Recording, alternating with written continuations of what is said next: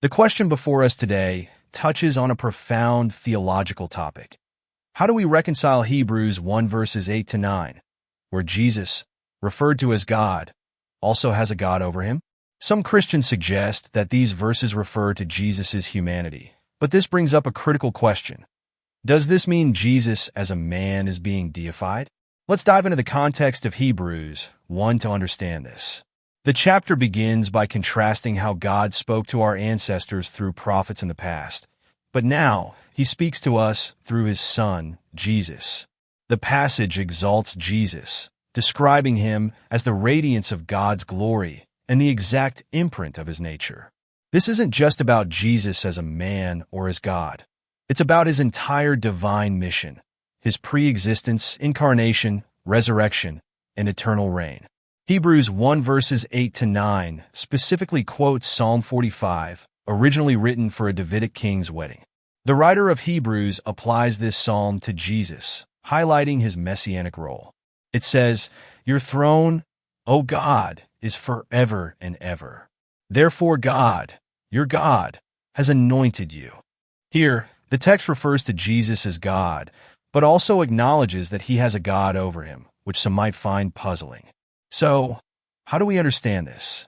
First, it's crucial to remember that Jesus is both fully God and fully man.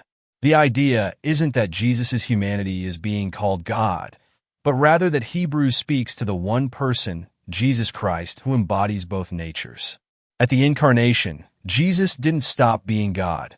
He took on an additional nature, humanity. This is key. The passage refers to Jesus in his post-resurrection, exalted state. As the God-man, Jesus is acknowledged as God in reference to his divine nature and has a God over him in reference to his humanity. It's not an either/or scenario, but rather a both/ and situation. Moreover, Jesus fulfills the promises made to King David. As the eternal king from David's lineage, he continues to represent humanity before God.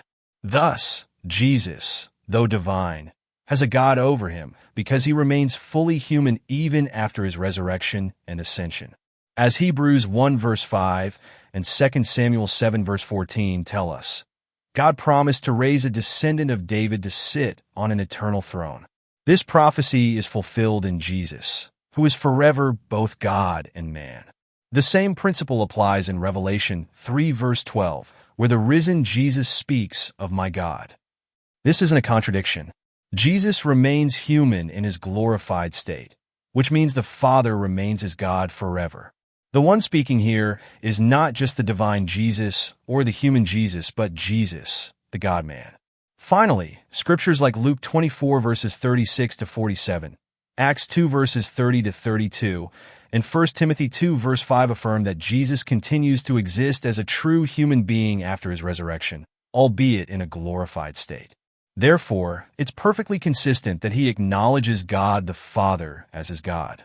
In summary, the passages that refer to Jesus having a God over him are entirely consistent with the Christian belief that Jesus is both fully God and fully man. The divine and human natures coexist in one person, Jesus Christ, the eternal God-man.